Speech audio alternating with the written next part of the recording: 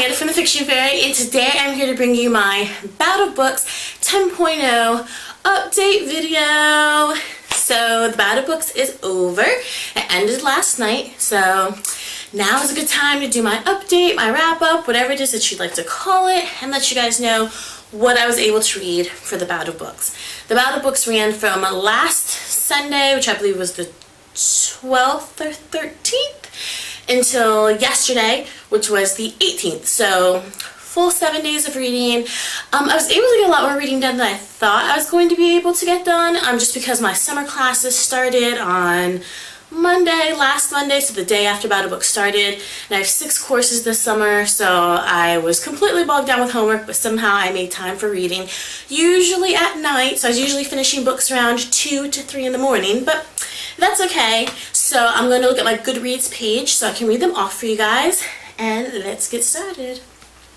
So the first book I read was Of Sea and Stone, and it's Secrets of Atlantis, #1, and it's by Kate Avery Ellison. The second book I read was Poisoned Apples, Poems for You, My Pretty, and this was by Christine Hepperman. The third book I read was The Truth About Alice, and this is by Jennifer Matthew. The fourth book I read was Kiss of Broken Glass, and this was by Madeline Kadirik.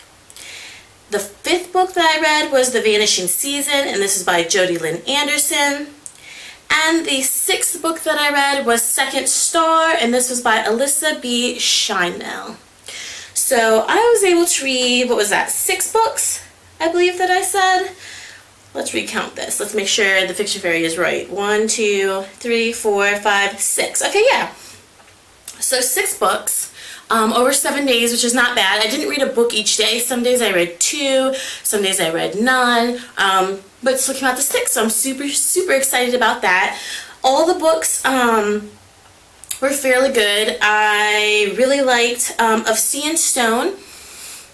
First it confused me a little bit, but basically it's just about people who used to live on land like us, and then they had to go live underwater because there was this cataclysmic event that happened on land, and they've been living underwater for umpteen years, and they want to resurface to the surface again so they can live above the sea.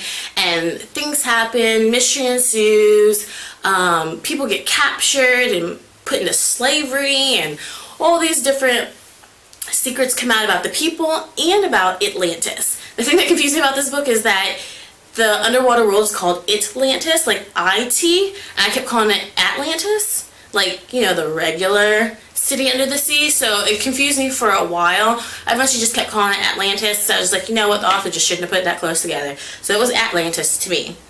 The next book, Poisoned Apples, there were poems that were based off of stories like Little Red Riding Hood and things that we knew, but they had like a darker, grittier edge to them. So it would have like a theme of Little Red Riding Hood, but that would be talking about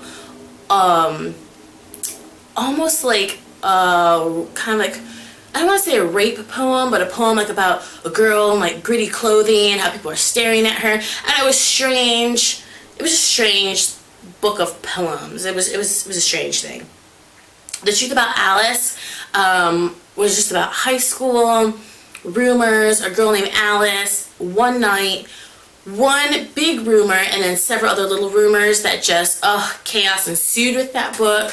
What happened to Alice when these rumors ensued, what happened to the people who were spreading the rumors. It was told from 4 different point of views. It was a very interesting read, very interesting story, very raw, true to emotion, so that was a really good book. Kiss of Broken Glass was about a girl who is just entering high school, and she's basically a cutter, and one day at school she gets caught cutting. One of the other girls from her cutting club, cutting is where you cut your skin, turns her in. She ends up having to go to the psych ward, and it's told over 3 days, over 72 hours, because they put her on a 72-hour hold in the psych ward. And it's told like day 1, day 2, day 3, and what happens during her days while she's at the psych ward, and how she's different from when she went into the psych ward to when she comes out of the psych ward, and all the things she sees, all the things that happen, all the things she feels, and all the revelations that she comes to while she's in the psych ward. And it was just a really, really interesting book, really good book. I really, really, really enjoyed that one. The next one was the Vanishing Season. This one was very different for me because it started off like Criers Cross by Lisa McMahon. Who cares? You guys know I hate that book. And I was like, oh, this is bad business. This is bad business. We were already starting off like Criers Cross. Anything compared to Criers Cross? But I said, you know what? I'm going to push through. Maybe it'll be a little bit different. And it was an interesting concept story. Halfway through the book, I kind of figured out what was going on. And that kind of killed it a little bit. And it was okay. It was alright. I mean, it wasn't perfect, but it was it was a book. And the last book, Second Star, was about a girl who has two twin brothers who love to surf. They live on the coast, and her brothers go missing one day, and they find their boards broken in half, and the cops and her parents basically say, you know, the boys must have died in a wave because we found their boards, they were broken, and we haven't been able to find them, so they declare them dead. But she is not able to give up on her brothers. She doesn't think that they died. She thought they were terrific surfers. She doesn't believe it, and so she kind of leaves on an adventure to try to find out what really happened to her brothers, and for her to find her brothers because she doesn't think that they are dead, and her parents not being able to handle her brother's death, and what happens with her friend and her family, and then what happens through her adventures of searching out the truth for her brothers, and for her searching out her brothers and whether or not she finds her brothers alive, dead, she finds her brothers at all, and kind of the story behind her brothers. She finds out some interesting things about her brothers that she did not know before, and it kind of shakes her world up a little bit. So that was an interesting read. It was darker than I had anticipated that it was going to be. It had a twist in the middle. You're kind of like, oh, okay, but then it was kind of like a twist at the end that kind of left you a little bit hanging, like, wait, did I get this right or did I get this wrong?